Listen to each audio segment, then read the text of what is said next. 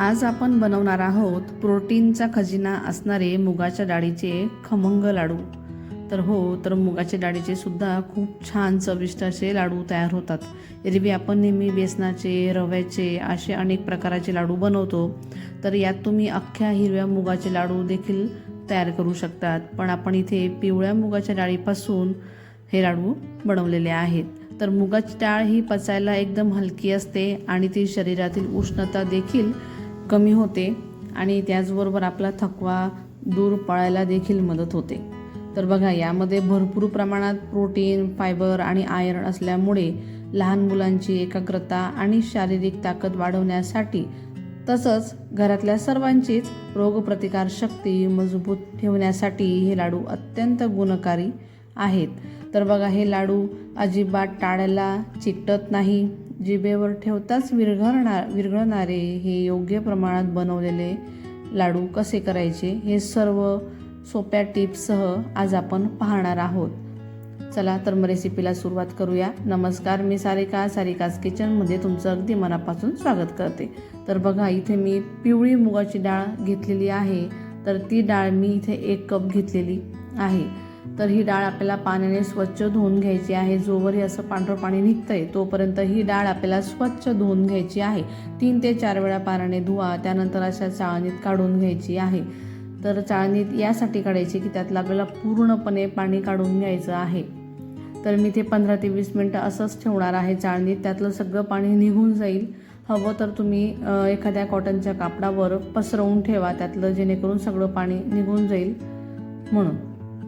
चला तर 15 ते 20 मिनटं झाल्यानंतर मी ते जाडबुडाची कढई घेतलेली आहे। तर त्यात आता मी ही डाळ टाकून घेते। तर बघा, कशी घट्ट ती डाळ अशी एकमेकांना चिकटून आहे, कारण तिला आता जवळजवळ 15 ते 20 मिनटाच्या वर कदाचित झाले असतील, 20 ते 25 मिनटं झाले असतील ठेवून। तर बघा, आता ही डाळ मी छान तिला मोकळी करून घेते। तर ही डाळ आपल्याला छान मंद आचेवरती भाजून घ्यायची आहे। भाजायला तुम्ही अजिबात घाई करू नका, फुल गॅसवर नाही, मध्यम गॅसवर नाही, तर तिला आपल्याला छान मंद आचेवरच भाजायची आहे। चमच्याला जोपर्यंत ती चिपकत असेल तोपर्यंत त्याच्यात ओलावा आहे असं समजावं। तर अजून ती चमच्याला चिपकते याचा अर्थ त्यात ओलावा आहे, तर तिला अजून भाजून घेण्याची गरज आहे।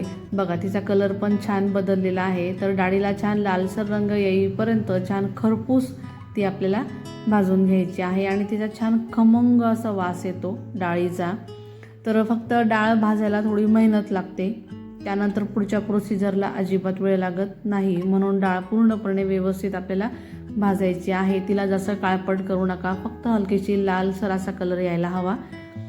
चला, तर डाळ पूर्णपणे तिला गार करून घ्यायची आहे आणि गार करून झाल्यानंतर त्याला मी 2 वेळा अर्धी करून मिक्सरला बारीक करून घेणार आहे। तर बघा, ही मिक्सरला फिरवलेली आहे, पण थोडी दाणेदार जाडसर आहे। तर अशी आपल्याला अजिबात नको आहे। बघा, त्याच्यात थोडे तुम्हाला दाणे दिसत आहेत। तर हिला पूर्णपणे आपल्याला छान बारीक पावडर करून घ्यायची आहे, म्हणून मी पुन्हा एकदा मिक्सरला हे पावडर फिरवून घेणार आहे। तर बघा, आता कसलं छान बारीक एकसारखं हे पावडर तयार झालेलं आहे। तर आता हे पूर्ण व्यवस्थित बारीक झालेलं आहे, म्हणून मी त्याला काही चाळून घेणार नाही आहे। त्याला मी डायरेक्ट एका प्लेटमध्ये काढून घेतलेली आहे। बघा, छान दिसतं जे, अजिबात जाड नाही आहे। तुम्हाला वाटत असेल तर तुम्ही हिला चाळून घेऊ शकतात। जर एखादा डाळीचा कण वगैरे राहिला असेल तर तोही निघून जाईल। तर राहिलेली डाळ पण मी आता पूर्णपणे बारीक करून घेणार आहे। तर बघा, आता ही डाळसुद्धा पूर्णपणे बारीक दळून झालेली आहे। तर तिला देखील मी एका प्लेटमध्ये काढून घेते। तर बघा, छान मस्त अशी मुगाची डाळ ही बारीक करून झालेली आहे। तर पूर्णपणे गार झाल्यावरच तिला बारीक करायची आहे। तर मी इथे साजूक तूप घेतलेलं आहे, तर मी हे विकत आणलेलं आहे। त्यानंतर बघा, आता कढई छान गरम करून घेतली, त्यात फक्त 3 चमचे तूप घालायचे आहे। तर फक्त 3 चमचे तुपातच आपण हे लाडू बनवणार आहोत, जास्त तूप अजिबात लागत नाही। आता हे तूप छान गरम झालं, पूर्ण वितळलं की त्यात आपल्याला जी आपण मुगाची डाळ बारीक केलेली होती ती मुगाच्या डाळीचं पावडर आपल्याला यात टाकून घ्यायचं आहे। तर बघा, आता हे मी मुगाच्या डाळीचं पावडर यात टाकून घेतलेलं आहे आणि याला आता आपल्याला पुन्हा मंद आचेवर तुपात भाजून घ्यायचं आहे। तर मंद आचेवरच भाजायचं आहे, भाजताना घाई अजिबात करू नका। तर याला जास्त वेळ नाही भाजायचं आहे, कारण ऑलरेडी आपण डाळ चांगली भाजलेली आहे. त्यामुळे फक्त मंद आचेवरच थोडाच वेळ आपल्याला ही डाळ भाजून घ्यायची आहे. तर आता हे मी व्यवस्थित डाळ, बारीक केलेली डाळ तुपामध्ये व्यवस्थित मिक्स करून घेते. तर बघा या अशा पद्धतीने मिक्स करायचं आहे. बरं, मी बनवलेल्या रेसिपीज तुम्हाला कशा वाटतात हे कमेंट करून प्लीज तुम्ही नक्की सांगत चला की रेसिपी कशी तयार झालेली आहे ती. त्याचबरोबर व्हिडिओला लाईक करा, शेअर करा. चॅनलवर नवीन असाल तर चॅनलला देखील नक्की सबस्क्राईब करा. तर मी ते साखर घेतलेली आहे, त्यात वेलदोडे टाकून मिक्सरला छान त्याची बारीक पावडर करून घेणार आहे. तर मी इथे दुधावरची साय घेतलेली आहे. तर ही एका वेळेची साय आहे. 1.5 लिटर दुधावरची ही साय आहे. 1 वाटी एवढी साय आलेली आहे. साय मी छान फेटून घेतलेली आहे. जर तुम्हाला साय नसेल टाकायची तर तुम्ही त्यात खवा टाकला तरी चालणार आहे. तर मी ती साय फेटून घेतलेली आता यावर टाकून घेते. साईने लाडूची चव खूप छान लागते, छान मलाईदार हे लाडू तयार होतात. तर तुम्ही खवा टाकला तरी चालेल, मलाई टाकली तरी चालेल. तर ही मलाई आपल्याला पूर्णपणे अशी व्यवस्थित त्यात मिक्स करून घ्यायची आहे. तर तुम्ही मलाई टाकून पण नक्की बनवून बघा. बरं, ही रेसिपी तुम्ही कुठून बघताय हेही मला तुम्ही नक्की कमेंट करून सांगा. तर यात आता तुम्हाला जे हवे ते ड्रायफ्रूट्स तुम्ही यात मिक्स करून घ्या. तुम्हाला जे आवडतात ते तुम्ही यात टाकू शकतात. तर मी आता इथे काजू, बदाम, खारीक, जी सुकी खारी असते ना खारीक ती, त्यानंतर पिस्ता, या 3-4 मी छान त्याची पावडर बनवलेली होती. तर ती पावडर शिल्लक होती, कारण या आधी पण मी लाडूची रेसिपी अपलोड केलेली आहे. तर त्यात मी हे वापरलेलं होतं, ते शिल्लक होतं, तर ते मी यात टाकून घेतलेलं आहे. मग मी कुठून काही टाकलेलं नाही. जे मिक्सरला बारीक केलेली होती छान अशी बारीक पावडर ती यात टाकलेली आहे. तुम्ही कुठून टाकलं तरी चालणार आहे. तर आता हे पूर्णपणे व्यवस्थित आपल्याला मिक्स करून घ्यायचं आहे. कमी गॅसच ठेवायचा, गॅस अजिबात वाढवायचा नाही. त्यानंतर डेसिकेटेड कोकोनट इथं 3 चमचे, जे पोह्यांचे चमचे असतात ते मी यात टाकून घेतलेले आहे. तर ते यात टाकायचे. छान दाणेदार लाडू व्हायला मदत होते. आणि तूप जर थोडंफार जास्त झालं असेल त्याने पण हे छान तूप शोषलं जातं. तर आता हे पूर्णपणे व्यवस्थित मिक्स करून घ्यायचं आहे. तर बघा इतका छान खमंग त्याचा सुवास येतो आहे तुपाचा, आणि त्यानंतर ते पीठ भाजलं जातं आहे, त्याचा खूप छान सुगंध येतो आहे. तर बघा आता हे छान भाजून झालेलं आहे. तर त्याला आता पूर्णपणे आपल्याला आहे ना गार करून घ्यायचं आहे.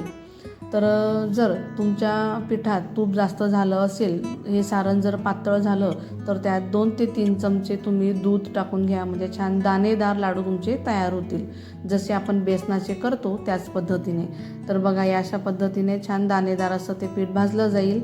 आता याला कोमट करून घ्यायचं आहे. बघा आता हाताला सोसवतंय, चटके लागत नाही तेवढं आपल्याला हे कोमट करायचं आहे.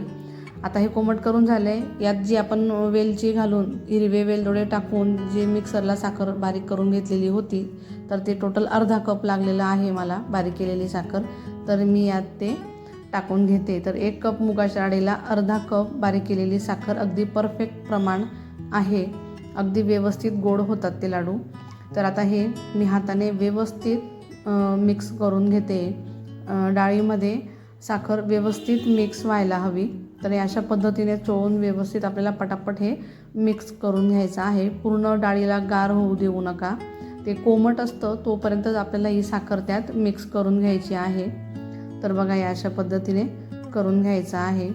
पुन्हा एकदा सांगते, जर रेसिपी कुठेतरी महत्त्वपूर्ण वाटत असेल तर रेसिपीला लाईक करा, शेअर करा, तुमच्या छान छान कमेंट्स द्या. आणि चॅनलवर जर नवीन असाल तर चॅनलला देखील नक्की सबस्क्राईब करा. तर बघा तुम्हाला हव्या त्या लहान किंवा मग मोठ्या अशा आकारात छान असे लाडू बांधून घ्यायचे आहेत. तर बघा सहज अगदी ते लाडू बांधले जातात आणि छान दाणेदार ते लाडू बांधले जातात. बघा कसले छान हे लाडू तयार झालेले आहेत. या अशा पद्धतीने लाडू बांधून घ्यायचे आहेत. तर मी तुम्हाला अजून एक लाडू बांधून दाखवते की कशा पद्धतीने लाडू छान तयार होतात. तर बघा कसले छान पटापट असे ते लाडू बांधून होत आहेत. तर तुम्ही देखील मुगाच्या डाळीचे लाडू बांधून बघा, तुम्हाला नक्कीच आवडतील. अगदी अचूक प्रमाण सांगितलेलं आहे. आणि कमी तुपात तयार होतात. टाळूला अजिबात चिपकत नाही, तोंडात टाकताच विरघळतील असे हे लाडू छान तयार होतात. तर तुम्ही देखील नक्की बनवून बघा. नक्कीच बेसनाच्या आणि इतर लाडूंच्या चवीपेक्षा तिप्पटने मुगाच्या डाळीची चव खूप भन्नाट लागते. तर बघा कसले छान सगळे लाडू बांधून झालेले आहेत. तर लाडू कसा तयार झालेला आहे हे देखील मी तुम्हाला पुढे सांगतेच. तर माझ्याकडे आता हे लाडूंचं खोका होताच, डब्बा होताच, तर मी त्यातसुद्धा हे लाडू छान असे सजवून घेतलेले आहेत.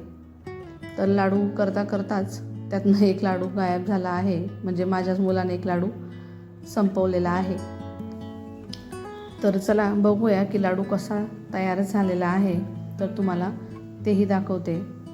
तर बघा अगदी सहज असा तो लाडू तुटतोय आणि छान बघा असा दाणेदार मुगाच्या डाळीचा लाडू तयार झालेला आहे. खायला हेल्दी आहे, पौष्टिक आहे. तर तुम्ही देखील नक्कीच असा मुगाच्या डाळीचा दाणेदार मलाई लाडू बनवून बघा. चला तर मग भेटूया पुढच्या रेसिपीमध्ये. तोपर्यंत धन्यवाद.